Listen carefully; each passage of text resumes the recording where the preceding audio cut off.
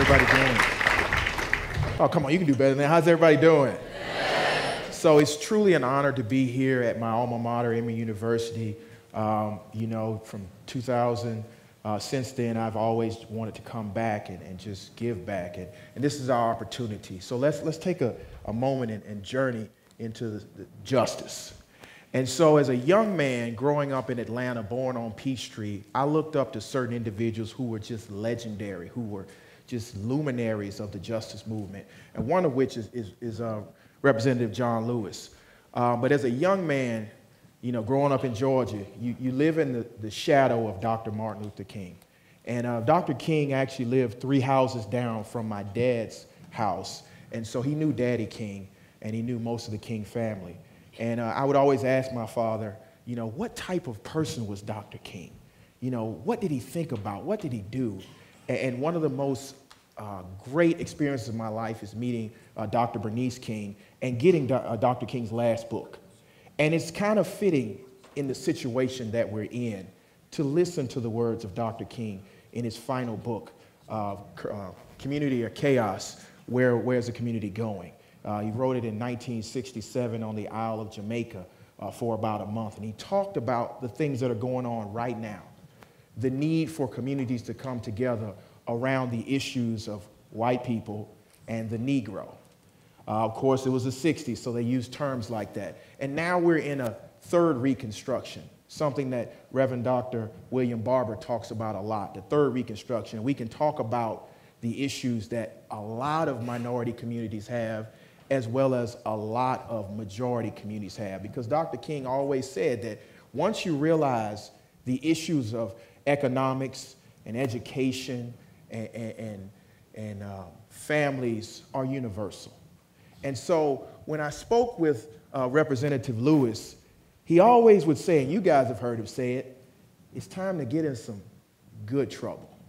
It's time to step out and call out what's right and what's wrong. And that's what the movement we're in right now. We're in a movement for justice. We've moved from civil rights to social justice, but it's the same movement. We can use the same tactics, we can engage the same audiences, and we can change history just like they did.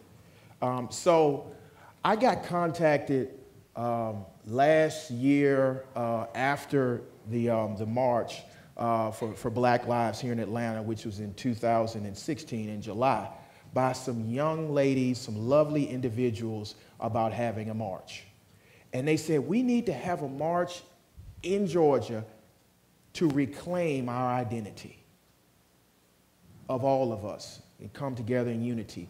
And we started at the NAACP headquarters, and Aisha and Gina and Janelle, so many others were so instrumental in putting together this march. But we didn't know what we were journeying into. But one day we woke up on that January 21st of 2017 to this: the largest civil rights demonstration in Georgia history. We saw individuals from North Georgia,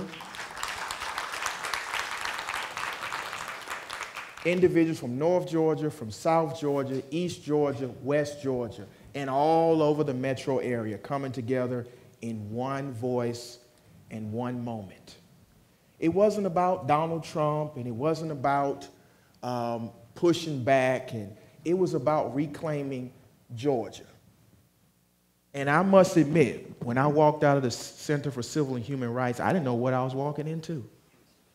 But when I came around the corner and I saw people on the hillside, and I saw people in the street, and then we got to the stage, and I saw all the way back, I saw a throng of humanity, black, white, brown, yellow, gay, straight, able, and otherly abled individuals ready to march, ready to send a message to our elected officials.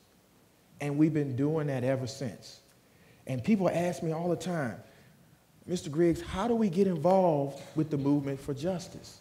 And so that's why I'm here today, to tell you all it takes is one thing: putting one foot in front of the other. Because I'll be honest with you, before this, I wouldn't consider myself a civil rights activist, a social justice activist. I just was a human being, a Georgian, an Atlantan, who saw a problem, who saw division being sown in our country, and thought back to the founders of this country and said, you know what? They've always protested something that was tyrannical, something that was taking them a place they didn't want to go. And so we decided to put together a march. But it wasn't just a march, it began a movement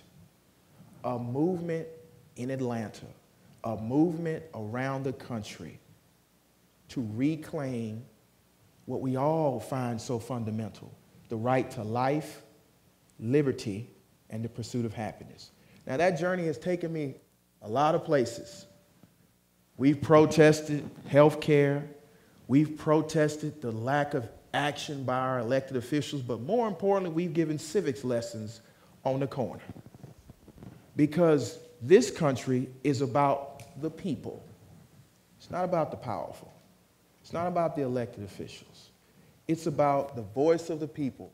And so when we talk about a justice movement, we're talking about empowering you with your constitutional rights in action.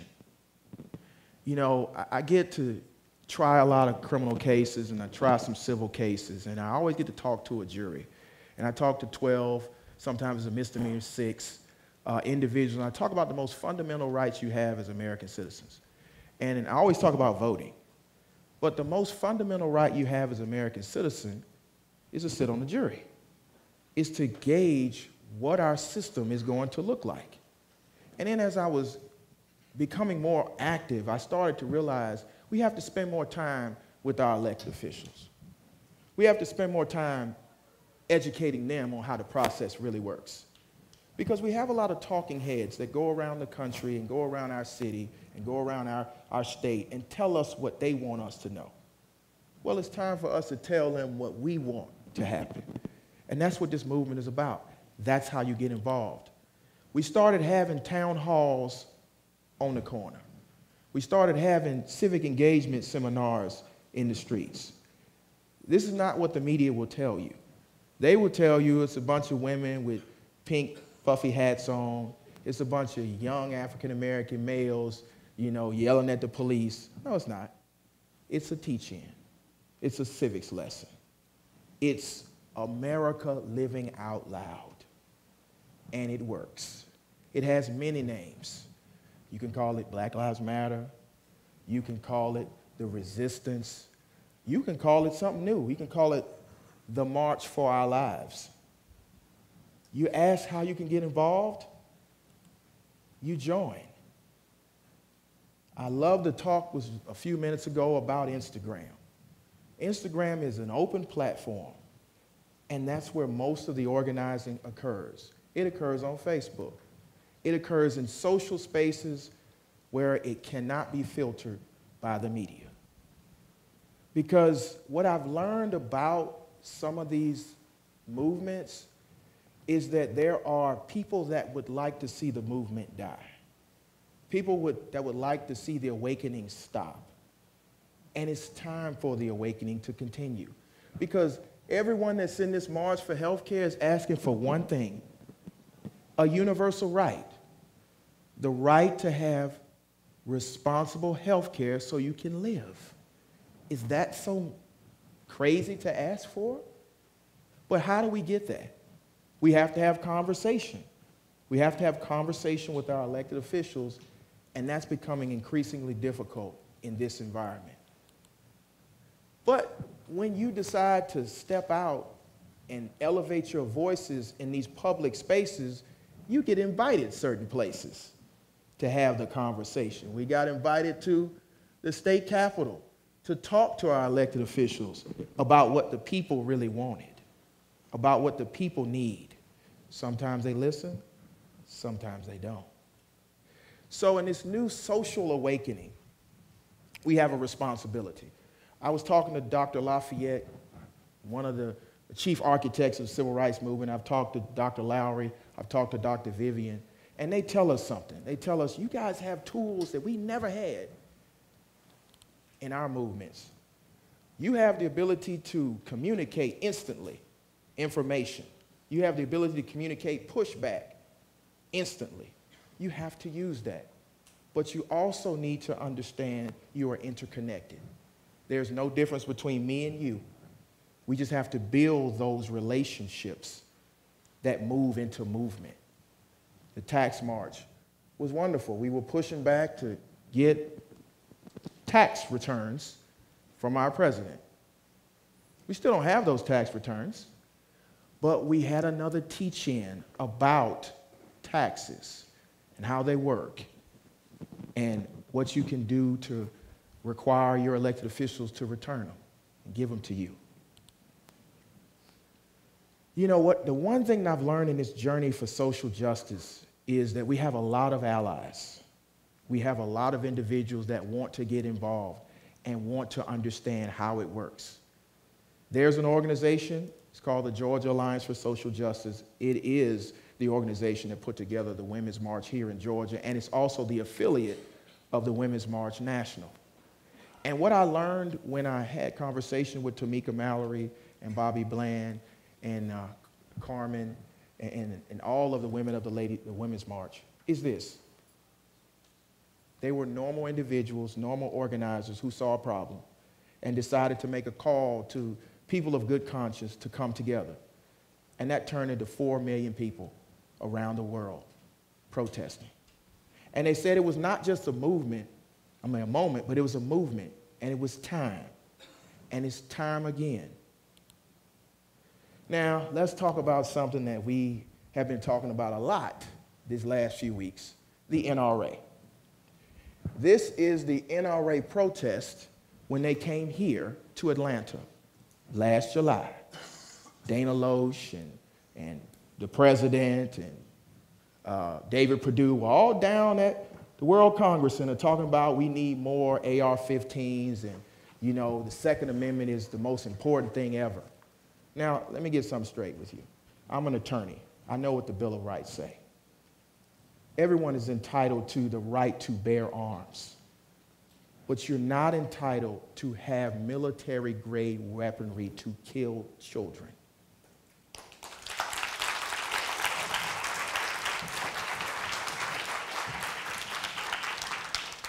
What we have to do is to continue to push back, and we pushed back on that day, and we will continue to push back. So you're asking what you can do to get involved? On March the 14th, there's going to be a walkout in every high school and in every college around this state. You need to join. It's called the March for Our Lives, Georgia. Go on Instagram, go on Twitter, go on Facebook, and join. Because we told the NRA back in July that we weren't going away, and we're still not going away because, let's just be real, what comes before the Second Amendment? The First Amendment, the right to freedom of speech, and the freedom of assembly, and the freedom to tell your government what you want, not a special interest group. The NRA is a special interest group. I think I heard 45 talk about he wasn't in the pocket of a special interest group. Now, this is one of the most important things that I've learned on this journey for social justice. I was on American Race with Charles Barkley, and we got to talk about the issue of race in America. We got to have this conversation. The conversation is this. There are forces in this country that want to sow wedges and division among us, and we have to push back. This is 2018. It's not 1950. It's not 1850. We're not going back to some far gone history lesson where everyone didn't have rights. And we had that conversation where we talked with the individuals across all spectrum, including one that we got to talk about. This man, Richard Spencer. Now, I had the unfortunate occasion to meet Richard Spencer and talk with him about his beliefs in the alt-right before Charlottesville. And my total focus was to use social media and big media to expose him for what he is. He's a white supremacist. John Lewis told us how we deal with white supremacists. C.T. Vivian told us how we deal with white supremacists. Dr. King told us how we deal with white supremacists. We confront them. We deal with them. We teach them. But we also have to teach the country that this cannot be tolerated, because the nonviolence is about speaking with your oppressor, but it's also about speaking with the audience, the greater audience. And there needs to be a conversation in this country that no one is trying to take white men's rights away. What we're trying to do is to empower everyone to have equal rights. That's what the arc of justice is all about. And Dr. King said the arc of justice is long, but it bends. The arc of time is long, but it bends towards justice. And that's all we're asking for. That's all this movement is about. Now, we are in Atlanta, the birthplace of the civil rights movement. We have been given this mantle of change. The former president said in his last speech that you need to go have a conversation with somebody that's different. You need to go have a conversation with people you don't agree with. And then you also need to do one other thing. You need to lace up your shoes, you find a problem, and you go deal with the problem. That's all this movement is about, whether it's the civil rights movement or the social justice movement. And that's what we're expecting. I'm expecting that you join with us so that we have the entire community coming together, whether it's in the March for Our Lives, whether it's in the movement for Black Lives, whether it's in the movement for LGBTQ rights, whether it's the movement for Me Too and women's rights, or whether it's dealing with sexual predators that are running through our country, like mute R. Kelly. We have to deal with these issues because, like my daughter asked me on the night that the election was lost, Daddy, did evil win? And I had to say to her, yes. And then she asked me one question: what are you going to do about it?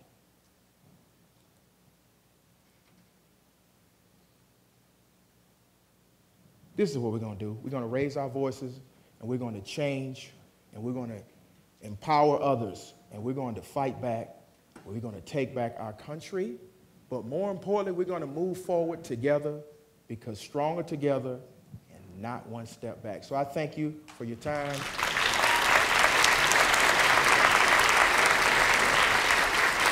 And I hope you guys join us in the movement for justice.